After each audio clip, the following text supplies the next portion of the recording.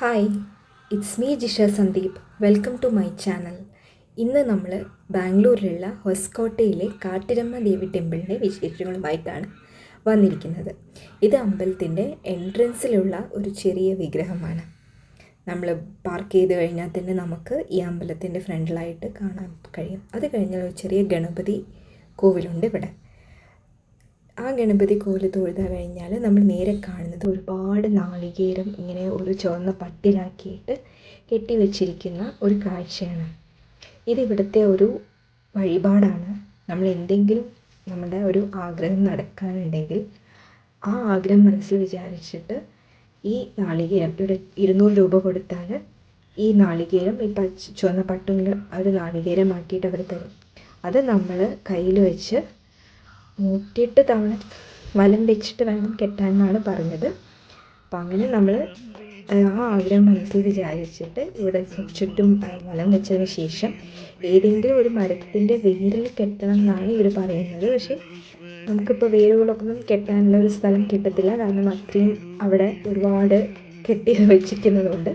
അപ്പം നമുക്ക് എവിടെയെങ്കിലും കെട്ടിക്കഴിഞ്ഞാൽ അതിങ്ങനെ 9 ആഴ്ച ചെയ്താൽ നമ്മൾ വിചാരിക്കുന്ന കാര്യം സാധിക്കും എന്നാണ് ഇവിടുത്തെ വിശ്വാസം. അതിനുള്ളിലായിട്ട് ഒരുപാട് കുഞ്ഞു ദേവിയുടെ വിഗ്രഹങ്ങളുടെ ഒരു സ്ഥലം കൂടെ ഉണ്ട്. അതൊരു ഒരുപാട് നിങ്ങൾ കാണുന്ന പോലെയൊന്നുമല്ല, ഒത്തിരി സ്ഥലത്ത് തന്നെ ശരിക്കും ഈ ഒരു നാളികേരം കെട്ടിവെച്ചിട്ടുണ്ട്. പലരുടെയും പല ആഗ്രഹങ്ങളുടെ സാഹചര്യം നടത്താൻ വേണ്ടിയിട്ട് പലരും ചെയ്തു വച്ചിരിക്കുന്ന ആ ഒരു വിശ്വാസം തന്നെയാണ് ഇത്.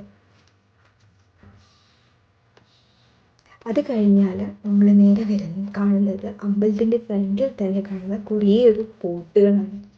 നമ്മൾ ഒത്തിരി പോട്ടുകൾ കാണും. ഇതിൽ സൂക്ഷിച്ച് നോക്കിയാൽ പോട്ടുകൾ മാത്രമല്ല, ഇതിൽ പോട്ടുകളുണ്ട്, കുറേ മെഡിസിൻസ് ഉണ്ട്, കുറേ ആളുകളുടെ ഫോട്ടോസ് ഉണ്ട്, കുറേ പേപ്പറിൽ എഴുതിയതുണ്ട്, കുറേ വളകളുണ്ട്, പല സാധനങ്ങളുണ്ട്.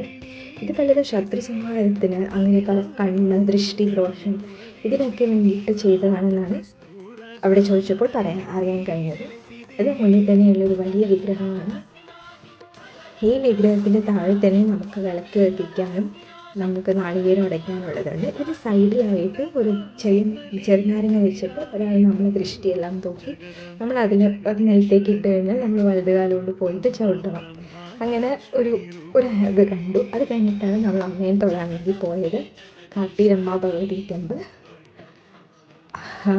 ഇവിടെ ചെറിയ ചെറിയ വഴിപാടുകളൊക്കെ, ഒരുപാട് ഫ്രൂട്ട്സ്, ഒരുപാട് പട്ട് കൊണ്ടുവരുന്നത്, പിന്നെ കൂടുതൽ പൂക്കൾ കൊണ്ടുവന്ന് കൊടുക്കുന്നത്, ആണുങ്ങളും പെണ്ണുങ്ങളും ഒക്കെ പൂജ ചെയ്യുന്നത് നമ്മൾ കണ്ടുകൂടെ.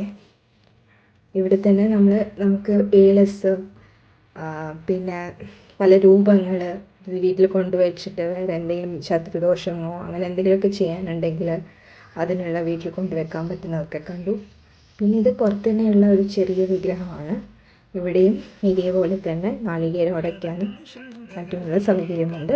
അത് കഴിഞ്ഞാൽ നമ്മൾ കാണാൻ കഴിയുന്നത് കുറേ തൊട്ടിൽ കെട്ടുന്നത് കണ്ടു, കുറേ വന്നത്. ഇതൊരു വോളാണ്. ഈ ഒരു വോളിൽ നമ്മൾ 1 രൂപ കോയിൻ വെച്ചിട്ട് നമ്മൾ മനസ്സിൽ എന്താണോ വിചാരിക്കുന്നത്, അത് എന്താണോ നടത്താൻ ആഗ്രഹിക്കുന്നത് അത് വിചാരിച്ചിട്ട് ഈ 1 രൂപ കോയിൻ അവിടെ വെച്ചാൽ കോയിൻ അവിടെ നിൽക്കുകയാണെങ്കിൽ നമ്മൾ എന്താണോ ആഗ്രഹിക്കുന്നത് അത് നടക്കും എന്നാണ് ഇവിടുത്തെ വിശ്വാസം.